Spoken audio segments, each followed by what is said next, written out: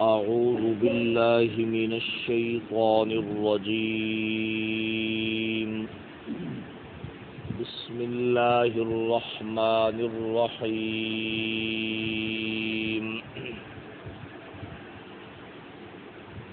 يا أيها الذين آمنوا لا تكونوا كالذين كفروا وقالوا لإخوانهم إذا ضربوا في الأرض أو كانوا غزا لو كانوا عندنا ما ماتوا وما قتلوا ليجعل الله ذلك حسرة في قلوبهم والله يحيي ويميت واللہ بما تعملون بصیر.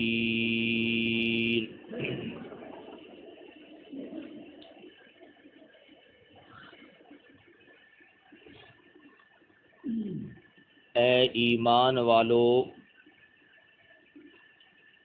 نہ ہو جاؤ ان لوگوں کی طرح جنہوں نے کفر کیا اور وہ کہتے ہیں اپنے بھائیوں سے جب وہ سفر کرتے ہیں زمین میں یا ہوتے ہیں وہ میدان جہاد میں کہ اگر یہ لوگ ہمارے پاس ہوتے نہ یہ مرتے اور نہ ہی یہ قتل کیے جاتے، تاکہ بنا دے اللہ اس بات کو حسرت ان کے دلوں میں، اور اللہ ہی زندگی دینے والا ہے اور موت دینے والا ہے، اور اللہ ان اعمال کو جو تم کر رہے ہو پوری طرح دیکھنے والا ہے.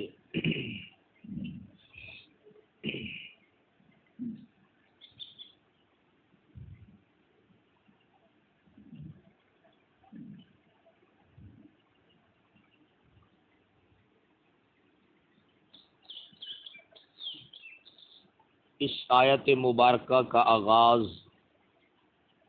اللہ رب العزت نے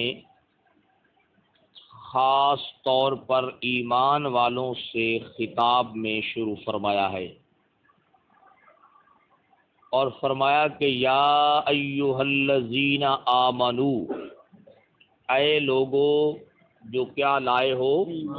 ایمان لائے ہو. مومنین سے خطاب ہے جی اس آیت مبارکہ میں.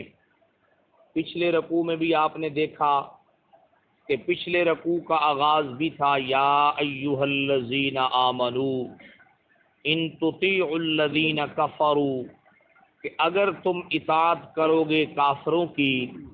حضرت سیدنا علی المرتضیٰ نے فرمایا کہ یہاں پر کافروں سے مراد منافقین ہیں.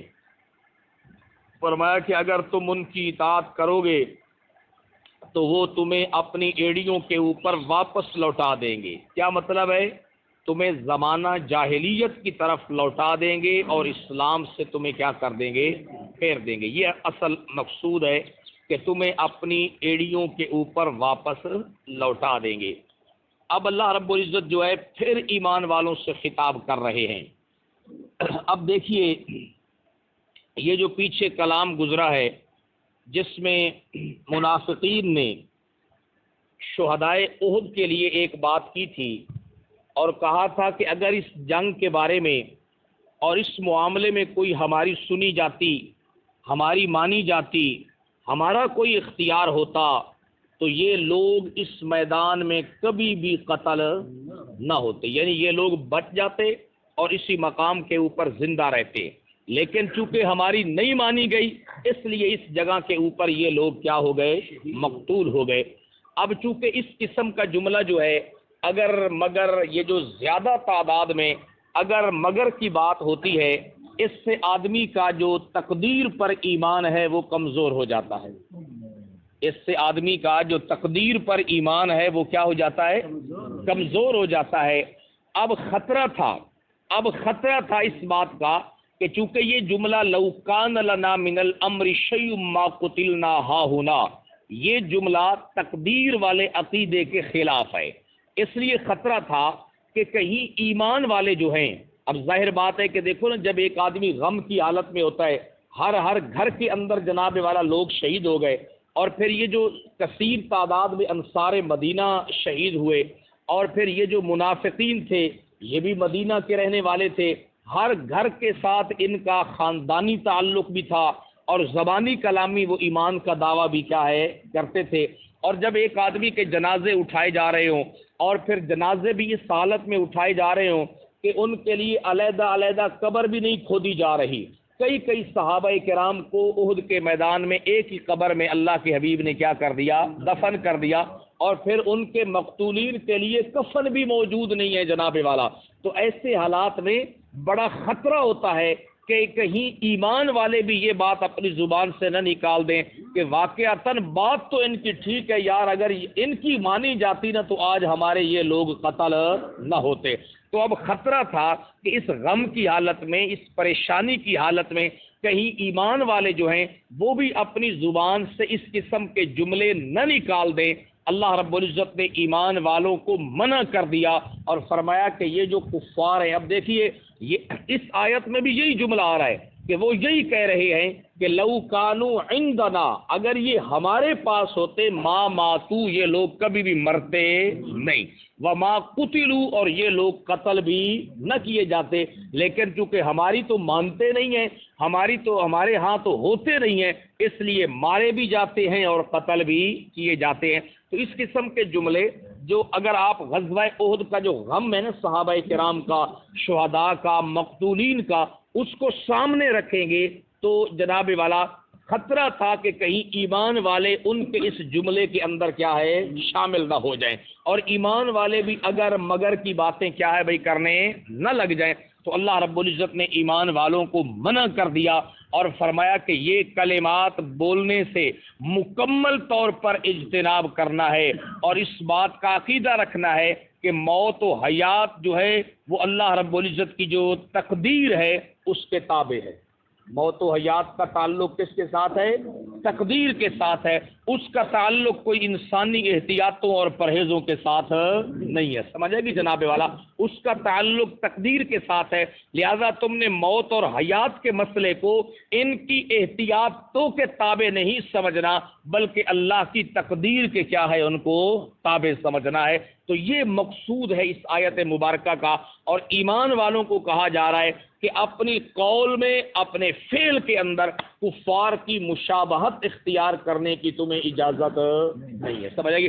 جو کلمہ وہ بولتے ہیں وہ کلمہ بولنے کی اجازت نہیں ہے، اور جو افعال وہ کر رہے ہیں وہ افعال کرنے کی اجازت نہیں ہے، سمجھ آئے گی؟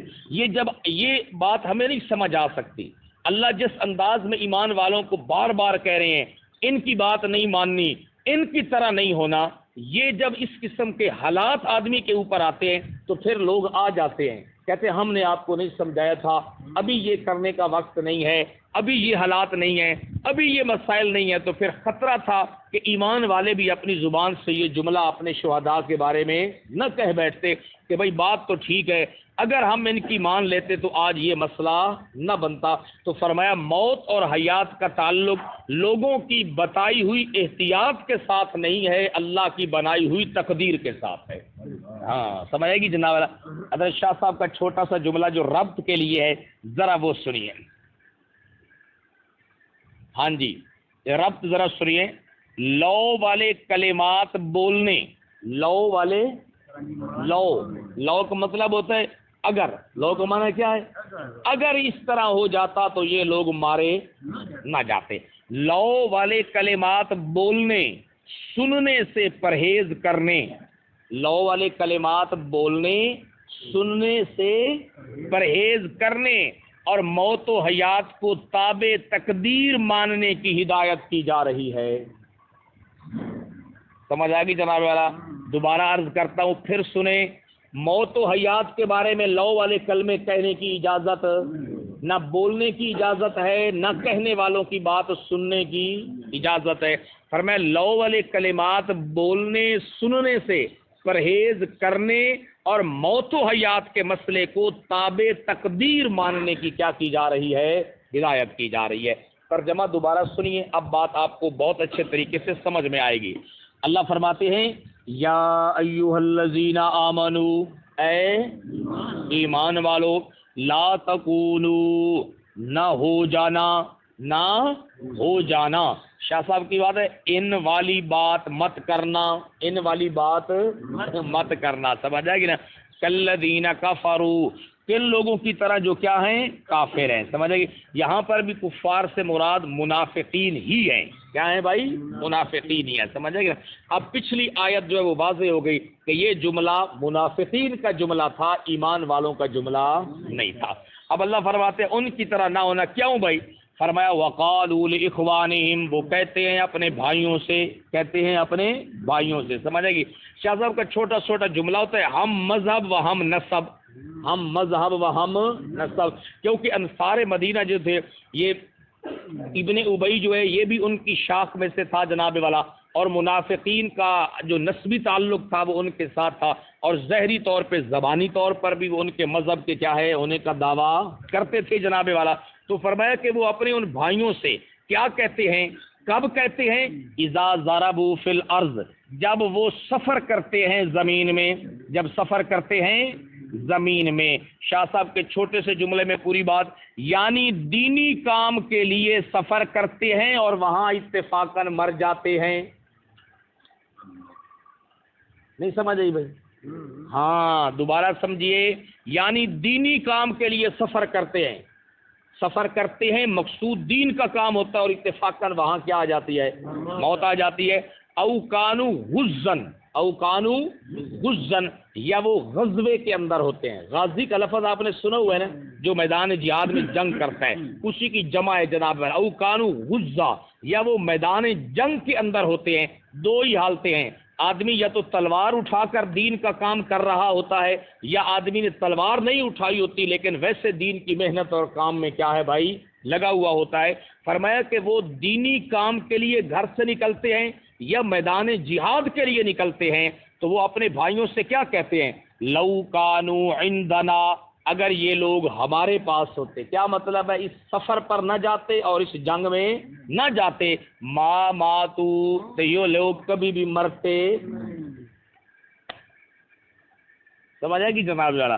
اللہ اکبر، ما ماتو وما قتلوا، نہ یہ لوگ مرتے، جو اتفاقی طور پہ جن کی تبھی موت آ جاتی، یا جو غزوے کے اندر قتل کیے جاتے، تو کہتے ما قتلوا، کبھی بھی یہ لوگ قتل نہ۔ اب بتائیے پیچھے والی جو آیت مبارکہ ہے جس میں وہ قد اہمت ہم والے لوگوں کا تذکرہ ہے، اللہ کی ذات کے بارے میں برے گمان کرنے والوں کا تذکرہ ہے، جو کہہ رہے ہیں کہ ہماری نہیں مانی گئی، وہ مومن تھے یا کافر تھے؟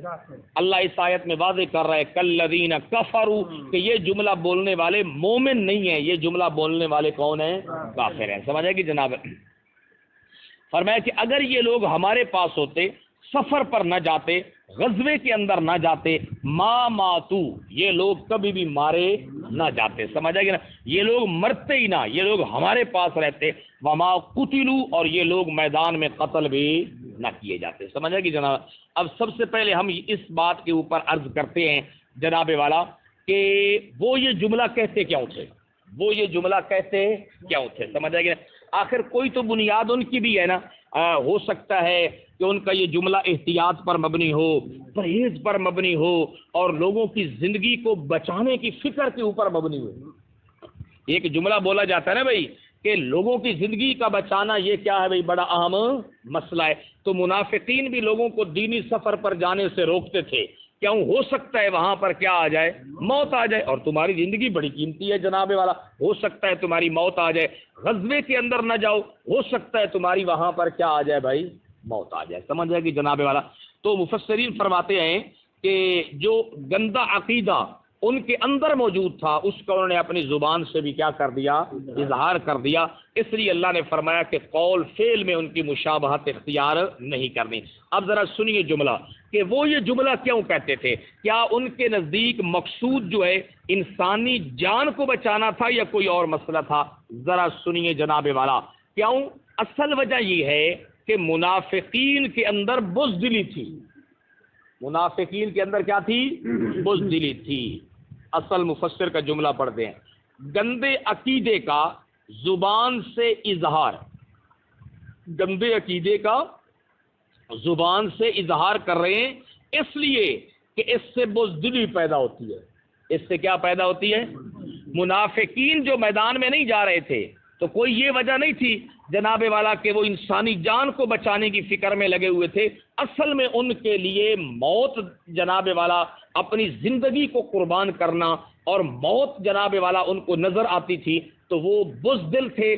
وہ یہ چاہتے تھے کہ جس طرح ہم بزدلی کے اندر ہیں، ہم میدانوں کا رخ نہیں کر رہے، یہ لوگ بھی بزدل ہو جائیں اور میدان کا رخ نہ کریں اور دین کی دعوت کو لے کر نہ نکلیں تاکہ یہ دین دنیا میں پھیل نہ سکے۔ یہ اصل ان کا مقصود تھا، سمجھ آئے گی جناب والا۔ اور دوسری بات مفسرین فرماتے ہیں، ایک تو بزدلی تھی، دوسری بات یہ ہے کہ منافقین کا جو مقصود اور مطمع نظر تھا وہ آخرت نہیں تھی بلکہ کیا تھی؟ دنیا تھی۔